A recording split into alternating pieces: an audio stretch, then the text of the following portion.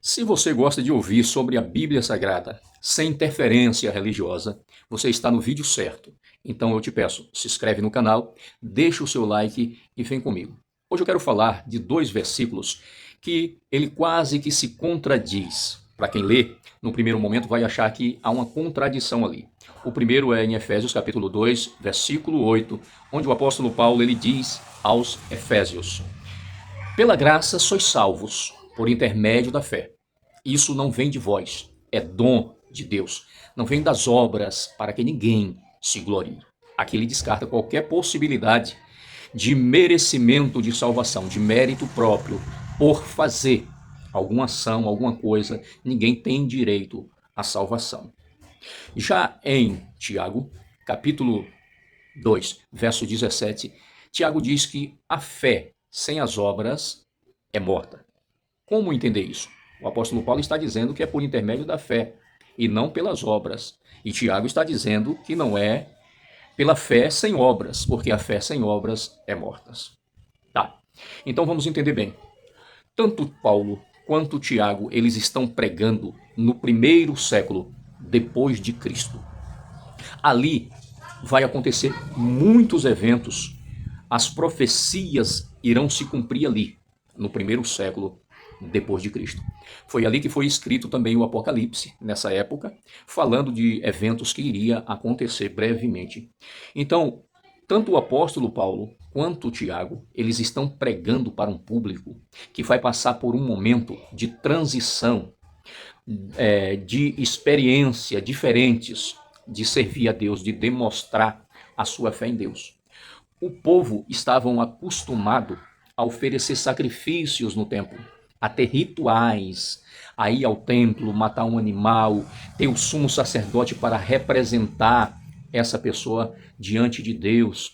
Era um intermediário ali entre o ser comum e Deus. O sacerdote, o sumo sacerdote, ele era um intermediário. O homem, ele não tinha acesso direto a Deus. Havia um templo e ali quem se sentia em pecado e tal levava um animal e entregava ao sumo sacerdote e ele matava aquele animal, oferecia em sacrifício pelo pecado daquela pessoa e aquela pessoa era perdoada. Ou seja, não havia um acesso livre entre a pessoa e Deus. Era o que eles entendiam. Havia um ritual.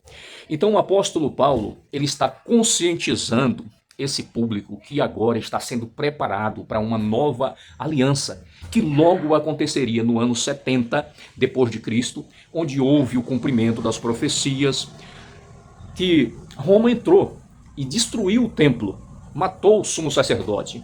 E o povo era muito apegado ao templo. Era muito apegado ao templo. Era através do templo que eles mantinham a sua fé. Era através do sumo sacerdote que eles tinham comunhão com Deus. Era lá que eles iam para oferecer o seu sacrifício. Mas o apóstolo Paulo ele está entendendo que aquilo vai ser mudado, que a nova aliança vai chegar sem templo, sem sumo sacerdote, e que o povo vai ter que readaptar, ter que ter uma mudança de hábito. O apóstolo Paulo está dizendo, olha, não é por mérito próprio, não é por obras, não é por esses rituais que vocês vão ser salvos, é por intermédio da fé. Não vem das obras a salvação. Ela é dom de Deus, é um dom gratuito. Vocês não têm mais necessidade de oferecer sacrifícios de animais. Vocês não vão ter necessidade de um sumo sacerdote. Vocês não vão ter necessidade desse templo para servir a Deus. É isso que o apóstolo Paulo está dizendo para aquele público. Já Tiago está orientando também esse público que não é porque eles agora não vai mais precisar de todos esses rituais que eles devem abandonar a prática do bem. Quando o apóstolo Tiago fala que a fé sem as obras é morta, as obras que ele está falando aqui está relacionada à caridade, a sentimentos e não mandamentos de homem. Não é mandamentos, não é ordem humana, é sentimento. É tanto que ele fala que a verdadeira religião é visitar os órfãos e as viúvas nos seus momentos de tribulação e se abster das corrupção do mundo. Então está relacionado à caridade, ao amor. Os dois estão falando a mesma coisa, só que parece dar a entender que seja algo diferente. Não, mas o apóstolo Paulo, as obras que ele está falando são rituais, são rituais. A ordenança de Moisés da antiga aliança. Já as obras que Tiago está falando está relacionado à compaixão, ao amor pelo próximo, toma conta dos irmãos.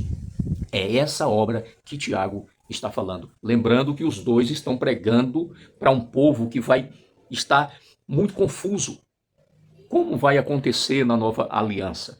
Para nós que entendemos que já nascemos salvos, já nascemos em uma nova aliança, que todas as profecias já se cumpriram, que Jesus já voltou, que nós já vivemos no reino. Para nós ainda segue princípios. Nós não seguimos mais ordenanças de homens. Nós não temos mais rituais.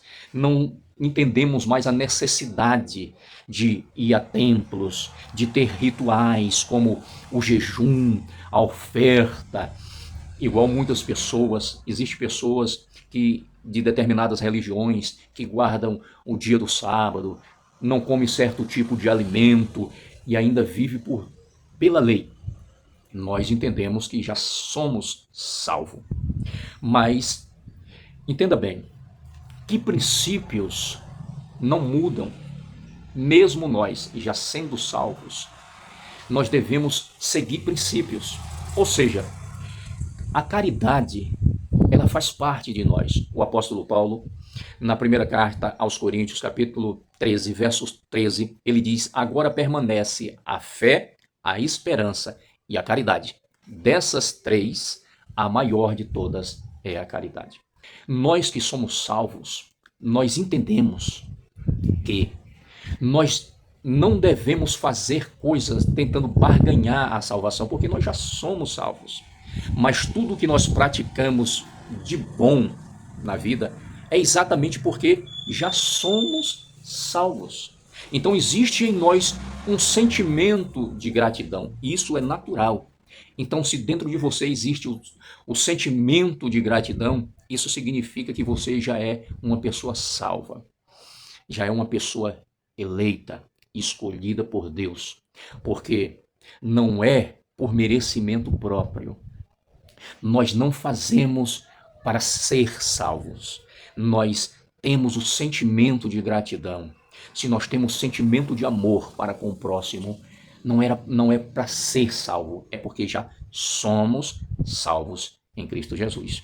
Fica essa palavra para você e que Deus continue crescendo dentro da sua vida em amor, em compaixão pelo seu próximo.